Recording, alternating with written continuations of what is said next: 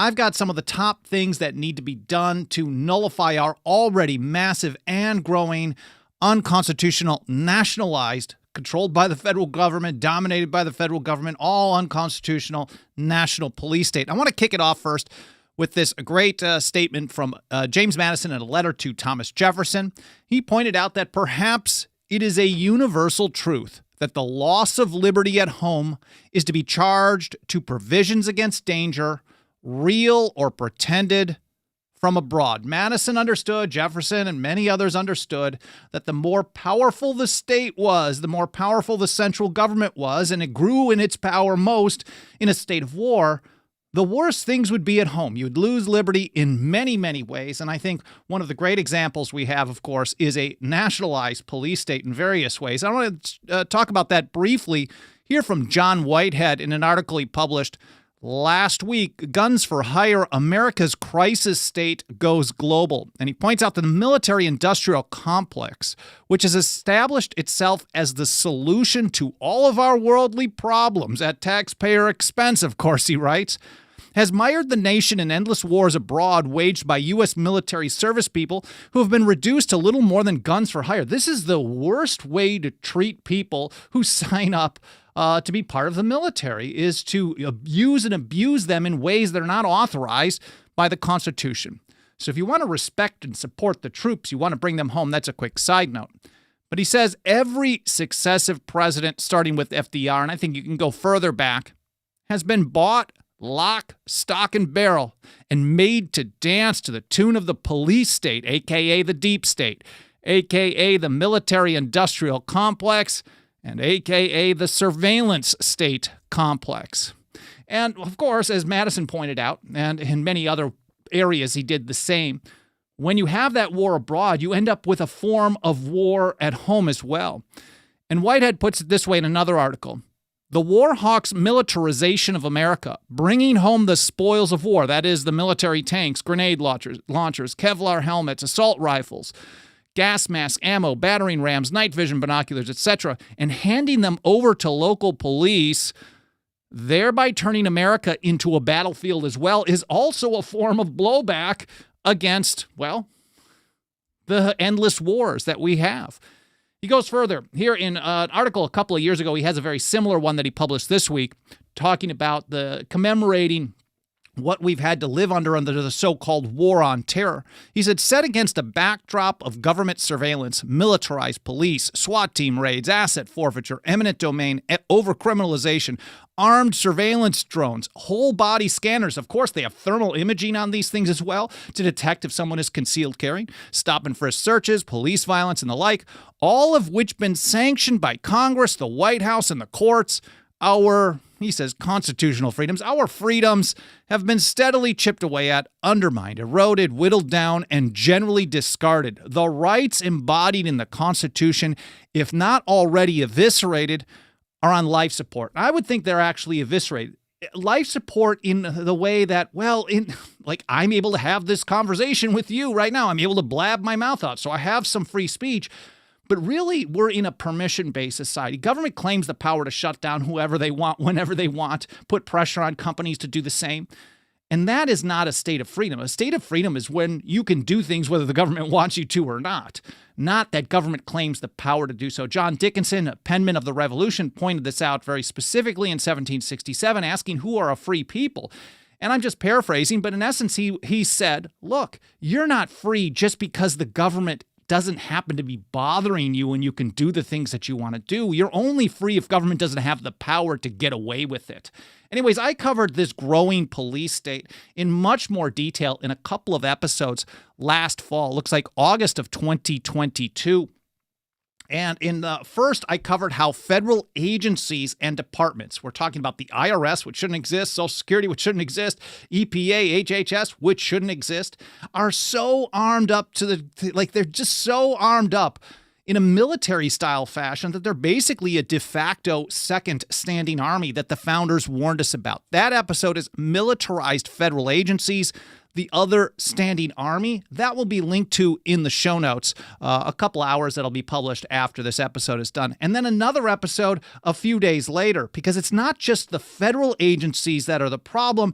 As we've already kind of hinted at here a little bit here, the feds also spend a lot of time and money to bring local police under their influence and in some ways total control. They use both the war on terror and the war on drugs as excuses. Well, they also use the fear of the people. People live in fear. That fear is the foundation, as John Adams put it, of most governments. He was only wrong in using the term most, because when people are afraid, they're willing to run to government to supposedly protect them. But those who give up their liberty to get a little temporary safety deserve neither, as Benjamin Franklin put it. So the feds have put a lot of money, billions of dollars, poured into local governments, local law enforcement agencies, to basically bring them under their influence, under their control in many situations, to drive them to take part in a national policing kind of apparatus that focuses on federal priorities rather than local police keeping.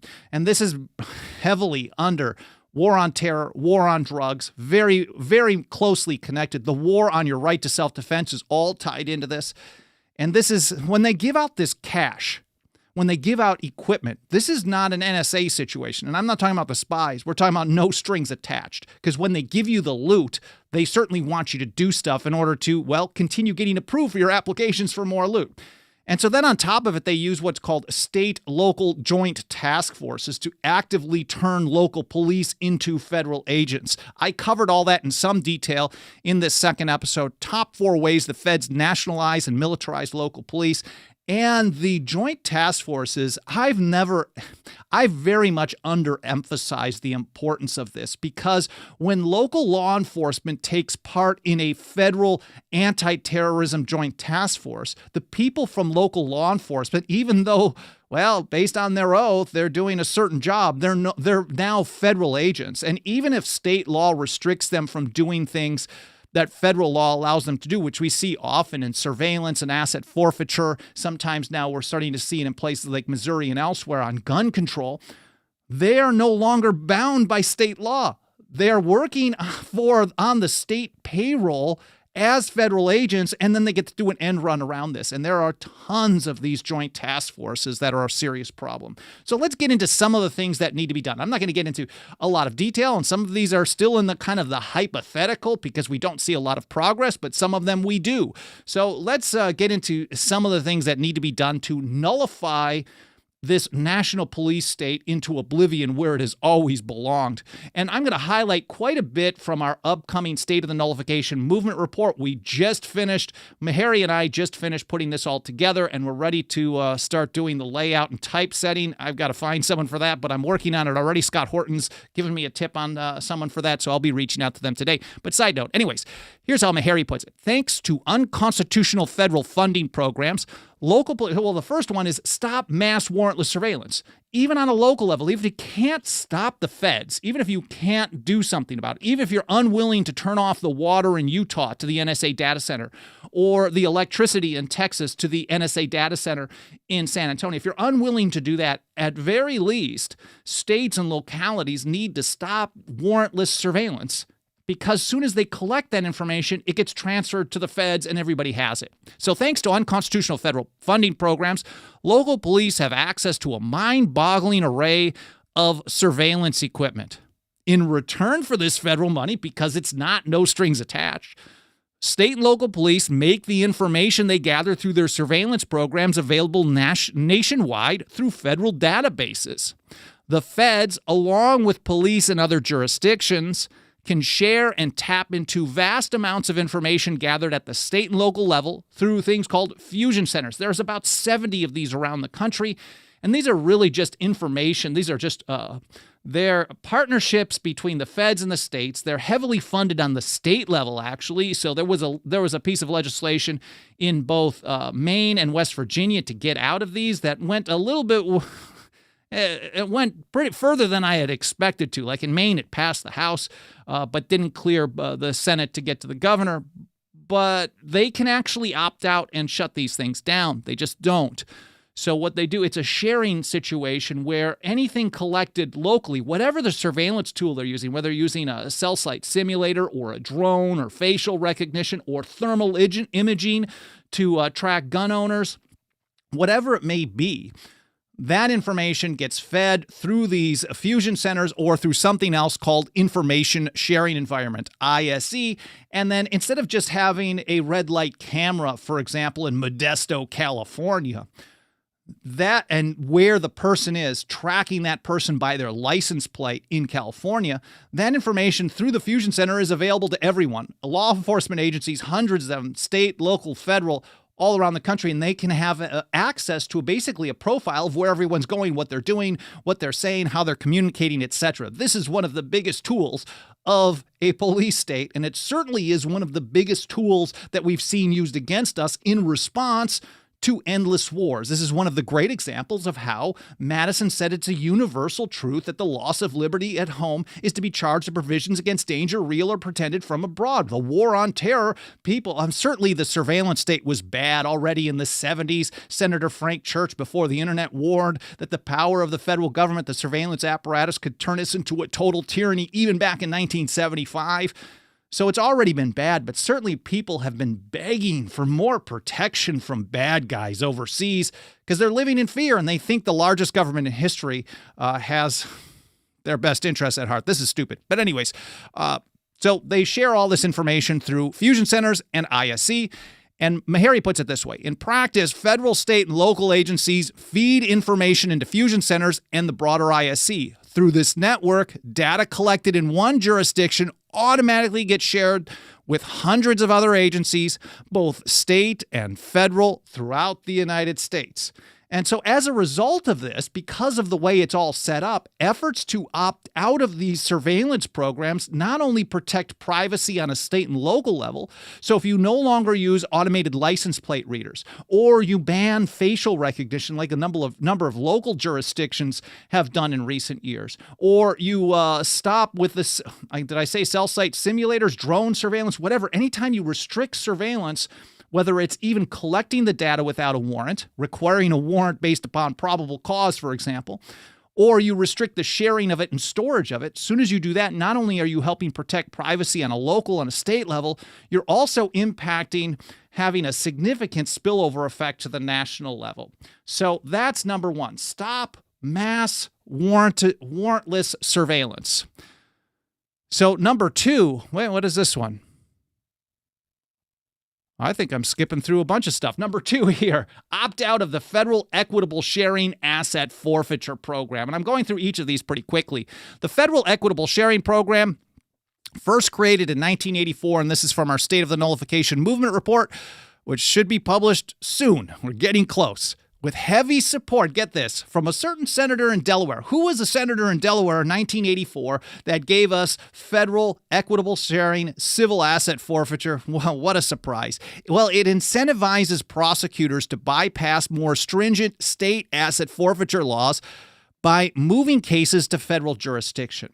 So civil asset forfeiture is basically flipping due process on its head. Instead of being convicted of a crime and prove, well, first of all, we can set aside the idea that most criminal laws shouldn't exist. Let's just pretend that all the criminal laws on the books are okay. Then criminal asset forfeiture would be not super problematic, because if you could prove that someone committed a crime and then profited off that crime, they would lose whatever, they wouldn't be able to continue profiting from that criminal activity. Now, that's having to separate the fact that most criminal laws shouldn't exist in the first place, but civil asset forfeiture completely rejects that. If someone is merely suspected of committing a crime, if the cops or the DEA pull someone over, well, I don't know how often the DEA does it, but the cops do it for DEA, and then they call the DEA and they find someone with a bunch of cash on them. They say, well, this has got to be drug money.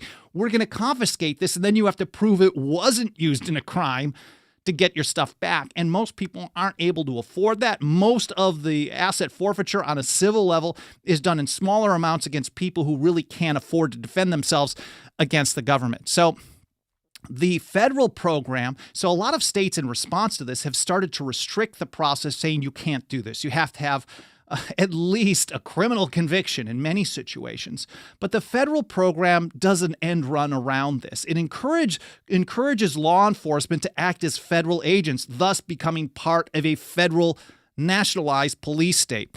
And here from the report, through a process known as adoption, the federal government can prosecute the forfeiture case under federal law, even though there was initially no federal involvement in the investigation and seizure. If the forfeiture is successful, the feds split the proceeds with the local police. Through this program, state and local law enforcement agencies receive up to 80% of the take of the loot. So it's basically a ripoff plan. So let's say your state, New Mexico or Colorado or Ohio, decides to end civil asset forfeiture under state law. What we've seen, and this has happened heavily in California, had some pretty good restrictions against civil asset forfeiture for many years.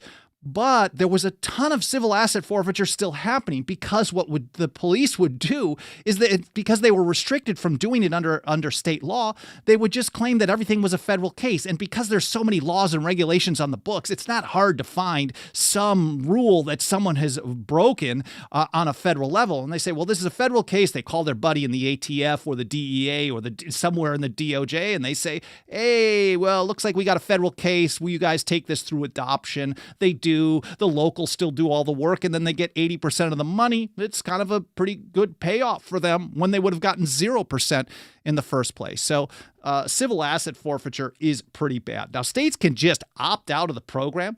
A number of them, 6 to 8, have taken big steps in moving in that direction. And I covered that in some detail in an episode just this August, Nullify the Federal Equitable Sharing Asset Forfeiture Program. There's nothing that requires the states to continue participating in this equitable sharing program that we got from, of course, 1984 with that senator from Delaware who now lives in the White House. Really nasty stuff that supports all kinds of sanctioned, legalized, well, I hate to use that term, but it's government robbery, really. I'm going to link to all these things. Alan Mosley organizes our blog post, so we'll get this all organized, and we'll link to all the stuff that I'm mentioning in this episode over in a blog like we do for every episode over at 10thamendmentcenter.com/path to liberty. And just as you scroll through that page, for example, I'm clicking here, Monday's episode, Nullification 101. If you're looking on the screen here, basically the way that each blog post for every episode goes, and this will be published a couple hours after this live stream is done, you have an overview at the top, an audio player so you can listen to the podcast edition, or you can download it. You can subscribe on various podcast platforms, and then we have the video version, and then a show links section. So if you're wondering, hey, Bolden, where is that quote from James Madison, the letter to Thomas Jefferson? You'll find it there. If you can't find it, doing a web search using Start Page or Google or whoever you happen to use. And again, that'll be over at 10thamendmentcenter.com/path to liberty. I want to say a quick hello to everyone out in the live chat. I really appreciate you guys being here. It looks like a lot of back and forth happening. I'm not sure if I can be able to keep up with any comments or questions, but I'll do my best. Tim Martin in Arizona, good to see you, buddy. Cheriton Farmer, Kirk Morrison, M. Gabriel, Missouri is always representing. I appreciate you guys. I appreciate you everywhere, but good to see everybody. John Rame, Baz, scrolling through Haji, Sin Nombre, Jesse Newman, and there's a lot of chat going back and forth here, and I see a lot of the same names, so maybe there's an argument that I'm missing out on. I will look through that a little bit more in detail later today or maybe tomorrow. Comments, especially in the archive, certainly help trigger the algorithm. So do leaving reviews on the podcast platforms like Apple Podcasts, smashing the like button, subscribing, and the like. So I really appreciate you guys being here, whether this is your first episode or you've been here for every single one since day one. Anyways, let's get back to this. We've got two so far, two big steps that need to be taken to nullify the domestic national police state. That is, stop the mass warrantless surveillance, stop the data sharing. 2, opt out of the federal asset forfeiture program that we got from Uncle Joe and a few others called equitable sharing. Number 3 is opt out of federal grant programs. They're all unconstitutional. The federal government doesn't have the constitutional authority to steal money from everybody and then dole it back out to get law enforcement to control the people. This is totally absurd considering the structure of the Constitution of the founders. So number 3 is to opt out of these federal grant programs that actually militarize local police. And here from our report under Section 1033 of the National Defense Authorization Act for fiscal year 1997. So if you've heard about things like indefinite detention, which is another unconstitutional program from the NDAA, but from 2012, sometimes people forget that these things happen. And once they're on the books, they are there forever. Government almost never repeals its own stuff. Once in a while, they'll throw you a bone to make themselves look good, like what the Supreme Court does from time to time. But really what they've been doing all along is sanctioning more and more centralized power, rejecting the system of the founders. But anyways, under Section 1033 of the NDAA for 1997, along with other programs like the Department of Homeland Security, DHS, Homeland Security Grant Program, and the DOJ's Edward Byrne Justice Assistance Grant Program, the JAG program, the federal government equips local police with free military weaponry and battlefield-ready equipment. They also simply hand out billions of dollars for them to buy it. So all kinds of stolen money to buy equipment, or stolen money to encourage them to buy equipment to focus on all kinds of federal stuff in areas where there's so much. A lot of the times we have so much criminal activity because there's too many laws, there's too many regulations. They're devaluing the purchasing power. People become desperate. Government is creating most of the problems that we face, and I don't want to get too off the rails on that. But going to the government to solve problems that have generally been created by government in the first place is a pretty horrible strategy. Anyways, through these programs, we write in the report, local police departments procure military-grade weapons. This doesn't sound like peace officers, including automatic assault rifles, body armor, and MRAPs. These are mine-resistant armored vehicles. I'm not sure if it sounds like they're preparing for an insurgency at some point, doesn't it? Essentially, they're unarmed tanks. Police departments can even get their hands on military helicopters, drones, and other high-tech surveillance gear. And if you remember the stories from years ago about how they would pay hundreds of dollars for a hammer, can you imagine how much a police surveillance drone is? I seem to recall, this is just off the top of my head, and some maybe, the brain cells are kind of aging a little bit up there, but I seem to remember maybe it was the city of Houston getting a $250,000 grant to buy a surveillance drone with federal grant money. I can't imagine how much that would have cost on an open free market, but certainly not that level. And maybe the numbers I have in my head are either too high or too low, but it's a lot. Police departments can even get their hands on military helicopters, drones, and other high-tech surveillance gear, including wiretapping equipment, geolocation devices, cell phone jamming equipment, and high-tech cameras. And some people will tell you, well, there's all kinds of bad guys out there. We need government to protect us. This is the notion that fear is the foundation of government power. If you live in fear and you don't live in a society with a culture of self-defense, of a right to keep and bear arms, then you're going to be desperate for government to do stuff for you. But government can't stop bad guys. They can only come in after the fact. I mean, I've been through situations where with the LAPD before I wised up to this situation where I had someone try to break into my apartment, knock down my door, and I should have just relied on the 23-year-old girl down the hall who came out and went off on the guy and scared him off instead of calling the cops, who didn't show up for like 2 hours and then called at that point and said, hey, you still having a problem there? I know you said someone was kicking in your door. But anyways, big city problems. I'm no longer there. Back to the report. Proponents of police militarization always talk about protecting police officers and the danger of terrorism. However, the main function of local police militarization revolves around the unconstitutional war on drugs. They always tell us it's to keep you safe, it's to stop terrorists, it's to protect officers. But if they didn't have the war on drugs in the first place, we probably wouldn't have all these problems.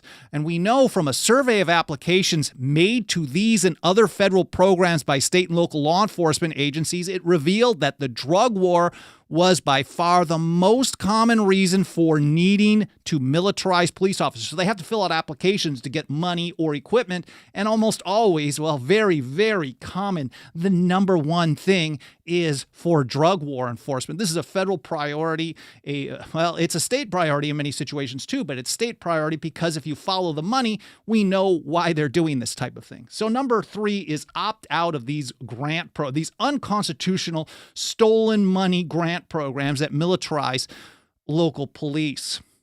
And then number 4 is withdraw from the joint task forces. There's almost no movement on this. We've seen in recent years some localities start to kind of opt out a little bit. It's not something we followed very closely because we just don't see much activity, but I wanted to put it out there. And here from an article that Mike Meharry wrote back in 2020, he said, through the proliferation of joint law enforcement task forces, the federal government is creating a national police force that operates in a legal twilight zone with little or no oversight. People who are afraid of freedom, people who are afraid of keeping government out of our lives, people who are afraid of a natural right of self-defense, they love this kind of stuff. They want the government to be armed to the teeth. They want federal and local law enforcement to be partnering to basically control all the people that they're afraid of. But those of us who love freedom, no, we think it's disgusting. Law enforcement officers, Mike writes, from various state, local, and federal agencies make up these forces, these joint task forces. The concept evolved out of the unconstitutional war on drugs launched by President Richard Nixon. The first multi-jurisdictional task forces were put together in the 1970s. You give government an inch because you're afraid on one program, they will always use it to expand others. Of course, we know that the income tax was going to be just a tiny percentage for the richest of the rich, and now we know how it impacts. Taxes impact everybody everywhere, and what they can't collect at the IRS, they just tax us through inflation, through the Federal Reserve, through the depreciation of money, the inflation tax, which may be the most insidious one because it affects those who are least able to defend themselves financially and otherwise, the most poor and most needy in society. So inflation is a horrible thing. But they always start out small. The Patriot Act was just going to be to go get the terrorist. The war on terror was just going to go get these bad guys. And it just expands. St. George Tucker and so many others warned us that all governments have a tendency to increase their power. All governments, not some, not just the ones over there, not just the ones run by bad guys, even the ones run by good guys. They all tend to increase. I've done some recent episodes where I've talked about some of the bad things that Thomas Jefferson did in office. For example, in his second term, he did some really horrible things, low point in his career. So even some of the best when you come to constitutional views, when they are in power, they make bad choices or they succumb to, well, power. I'm not sure what Jefferson's issue was there, or George Washington when he signed the First National Bank, or the Whiskey Rebellion and things like that. Here's a guy that even Jefferson said needed to stay for another term, but did a lot of bad stuff. Anyway, so we got these joint task forces starting with the war on drugs. Now today, Mike writes, you will find hundreds of joint state-federal task forces across the U.S. Just consider this list of task forces in the Pittsburgh area alone. I'm not sure why he chose that. But there's the Anti-Terrorism Advisory Council, Crimes Against Children Task Force, FBI Opioid Task Force, Greater Pittsburgh Safe Streets Task Force, the J-Code, which is the Joint Criminal Opioid Darknet Enforcement Team, Opioid Fraud and Abuse Detection Unit, Pittsburgh Financial Crimes and Electronics Task Force. That's probably a Patriot Act one right there. Western Pennsylvania Fugitive Task Force, Western Pennsylvania Violent Crimes Task Force. As of 2016, so this is old data, the DEA oversaw or participated in 271 anti-drug task forces throughout the United States. So 271 task forces around the country, all participation between an agency that doesn't have any constitutional authority to exist with your local law enforcement. So everything that they're doing with that unconstitutional agency is unconstitutional and should be stopped immediately. Through a program, Mike writes, called Project Safe Neighborhood, the Department of Justice ran another 86 task forces as of 2018. The FBI administers 160 violent gang task forces. Of course, it's all to catch bad guys, so people are like, well, this is their job, right? Without caring that the Constitution has limits. Now, even if it's a good idea, if it's a violation of the Constitution, you don't want to support it, because you should call for an amendment to the Constitution to support those things, because otherwise what you've supported is arbitrary power. When government can do things just because people in power tell you it's the right thing to do, that's called arbitrary power. It's not delegated. It's not a trust.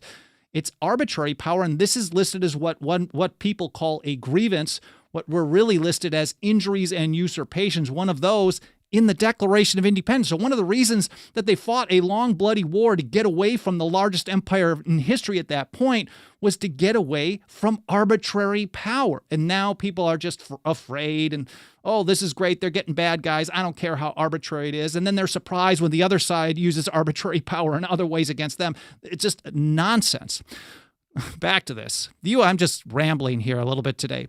The U.S. Marshals run 60 Fugitive Task Force. The ATF oversees the National Explosive Task Force and forms task forces for specific investigations. If you've listened to any of my episodes, I wish I had one handy covering how the last couple of administrations have been the worst in history on enforcing federal gun control. There was one article that I highlighted in one of those episodes, year in and year out, it seems like we're doing this, where it was like 7 out of the top 10 enforcement actions by the ATF were form errors, were paperwork errors on Form 4473, an agency that shouldn't exist, enforcing gun control that shouldn't exist, using paperwork that shouldn't exist to enforce that gun control. If you think about the problems of that, there's many. And then they have all these task forces just to deal with forms where they get help from the localities to do the enforcement. That's why we're so supportive of efforts in Missouri, Arizona, Montana, Kentucky, now possibly in Ohio, to opt out of enforcing whether it's a lot or a little federal gun control. We need to see opt out of all of it, and that's another thing.